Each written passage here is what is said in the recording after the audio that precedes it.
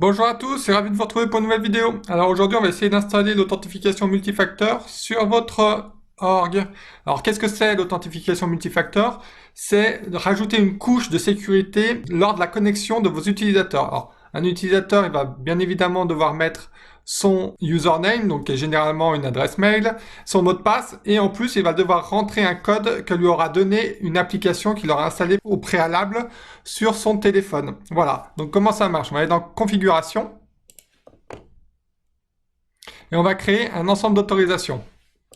Au niveau d'utilisateur, ensemble d'autorisations, on va faire nouveau, on va l'appeler multifac hôte, voilà, enregistrer.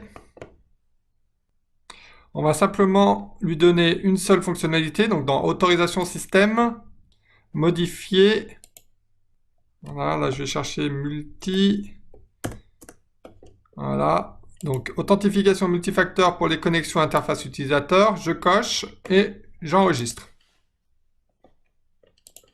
Je vais enregistrer. Et maintenant, nous allons attribuer cet ensemble d'autorisations. Donc en l'occurrence, ça va être que moi, mais vous pouvez l'attribuer à plusieurs utilisateurs de votre org. Ici, j'attribue. Je termine. Voilà. Donc, parallèlement à ça, j'ai téléchargé sur mon téléphone l'application Salesforce Authenticator qui va me permettre de donner le code de connexion. Donc on va faire un test. Je vais me déconnecter. Et je vais maintenant me reconnecter. Donc ça va être la première fois que je vais me connecter via Salesforce Authenticator. Pour des raisons de sécurité technique, je ne peux pas vous montrer l'écran. Donc ça va être des impressions écran de mon téléphone. Donc je vais faire log. Voilà. Donc là, il me demande de me connecter à Salesforce Authenticator. Donc c'est ce que je suis en train de faire.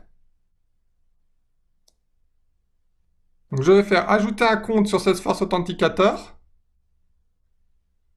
Donc là, il me donne deux mots sur mon application que je vais rajouter à ma session. Je me connecte comme ça. Sur mon application, je vais faire connecter. Et voilà. Donc, je peux maintenant utiliser Salesforce Authenticator pour authentifier mes activités associées à Salesforce. Donc, j'ai compris. Et maintenant, je vais me déconnecter. Et quand je me relogue à Salesforce, donc là, sur mon écran, il me demande si je veux approuver ma connexion. Je fais approuver.